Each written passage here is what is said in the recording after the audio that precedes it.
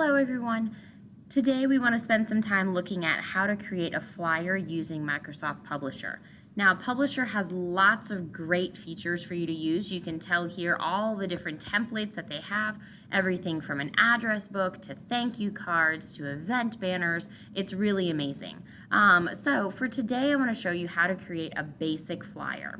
So click on the blank template, and that's going to open up essentially an empty page. You can see here the blue lines are going to tell you what your printable margins will be to kind of help you out to make sure that you don't put anything outside of the page.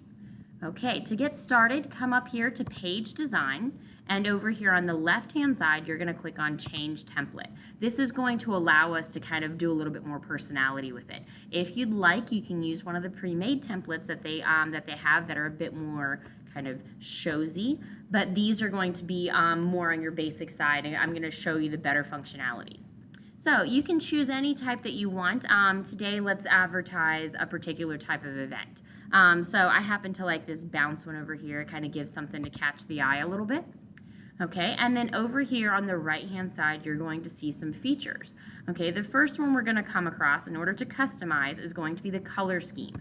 Now, this would be where you can choose any type of color scheme that's going to automatically kind of set everything as a default. Now, it's going to take you some time to kind of go through it and figure out which one best fits your event. I actually tend to prefer brighter colors, so I'm going to choose Iris. Now, let's just say that one doesn't necessarily fit your particular ideals. You can choose the Create New option, and that's going to allow you to choose different colors based on whatever it is that you're needing, and then you can name the color scheme and use it again later. So it is a really great way to do that. Okay, so then the next option we have there is Font Scheme. With the font scheme, you're going to need to make sure that you're choosing fonts that are easy to read for individuals from far away. You never want someone to have to be right up on top of your flyer. So be very careful about which ones you're choosing. Now, you don't want to use ones that use all capital letters. You don't want people to think you're yelling at them. You don't want to use something like right here, this papyrus can be difficult for people to read if they have vision issues. So choose a nice bold font that's going to be easily readable. Okay, I actually like this Bookman Old Style, so let's go with this one right here. Okay, and then we can go down. For the business information, I'm going to show you in just a moment how to edit your business information so that it'll automatically create something in there for you. If you want to go ahead and do it now, you could click right here where it says Create New, and it gives you the option to put in your information. I've already kind of put in a dummy account right here with the name, position, the organization, address, phone number, the tagline, and then a logo picture if you'd really like one. So whenever you choose this, it'll automatically put in that information for you, and it makes it really nice. Now, another option that we have here is to include a mailing address. All right, by including the mailing address, this would be something you would use if you'd like to be sending this out to individuals. So it already has a place for the stamp. It has a place for you to use mail merge and to be able to send it to people. Okay, so there is an option for graphics. I would totally always use graphics. And then the final option that we have right here is for tear-offs. These are great if you're trying to have people look at your information, take something with them, but still leave the flyer up. So the options that we have right here, you could create contact information, coupons, it could be an order form, something to respond on, or even a sign-up form. So those are really great depending on what the functionality is of your flyer. I'm going to go ahead and choose contact information so you can see what it looks like.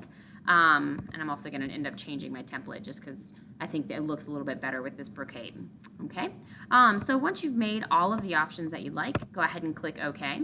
And you'll see that it's actually already populated a lot of information for me.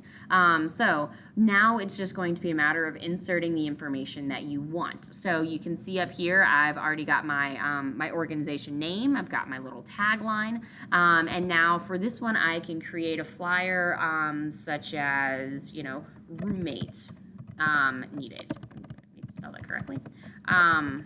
And this information, you can have your telephone here, maybe have a picture of the room that you're actually wanting to rent out. And in order to insert a picture is very, very simple. You're going to come right here and click on the picture that we see of the mountain landscape. Okay.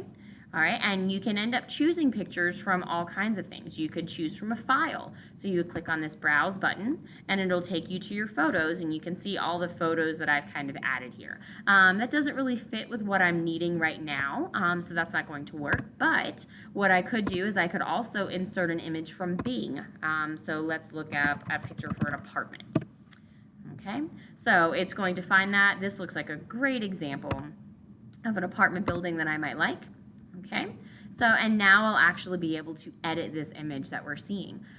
So I've got some information here. I can, with this image, I can actually use that to compress the photos to make them a little bit larger. I can change my photo, or I can even reset it. There are all kinds of things that I'm going to be able to do with this. I can add a picture border, and put it on in any particular color that I like. I can put different effects on the picture. I can have it a reflection. Okay, so you can see here's the reflection of the image. I can give it a bevel, so it kind of adds some more depth to the image. There you go. Okay, or even a 3D rotation, again, to give it some depth, to make it kind of feel like it's, kind of jumping off the page just a little bit more. So it's a really great feature that we can have there. Okay, so there's also some spaces on this pre-made template to add any type of information. Now, this one's kind of hard to see right now, so I'm going to zoom in. What I did is I came over here to the bottom right, and I clicked on this plus sign right here to get it to zoom in for me. Okay, and at this point now, I can highlight the text that I want to add, and I can change any information that I would like. Also edit my phone number. However, this was automatically inputted by me by adding that information about myself and the business. Okay, you can see right here I also have my name and my phone number that's already there as well. So for the name, if I want, John Doe to be on there, and then my phone number for each one, I could do it that way. Or what I could do is this is also going to have my information from the contact information that I provided before. Okay, so this is looking really great and we like what it is. However, it's needing a little bit more pizzazz. So let's say you want to add in a text box for some new features.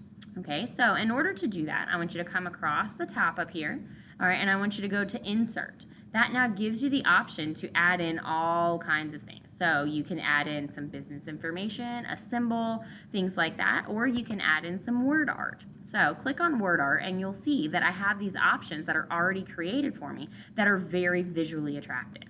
So I like this one right here. I like the purple. Okay, so, and this information that I can change it to anything I want it to be.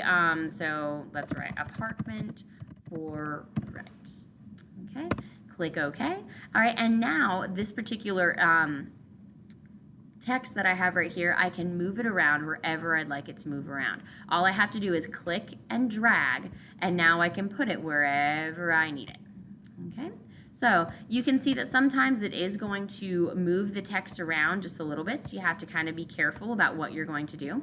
If you're just not liking what it looks like, the best thing about technology, click on it one more time and then hit the delete button and it's gone. So it's not going to affect anything that you need. Okay, so come back up here to insert one more time. All right, and we're going to take a look at some of the other things that you can insert. You have a table that you can create any types of shapes. So if you want to highlight something around it, let's say you want to create an arrow that's going to show people exactly what it is that we're trying to do.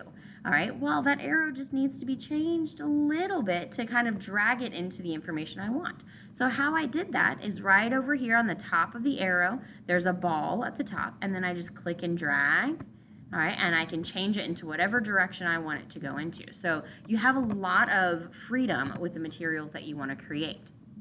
Okay, so if we come back up here to insert, we can also draw a text box in order to add just regular text information. So once I click on draw text box, I create it, and then I can type in any information that I might need. So phone number needed here.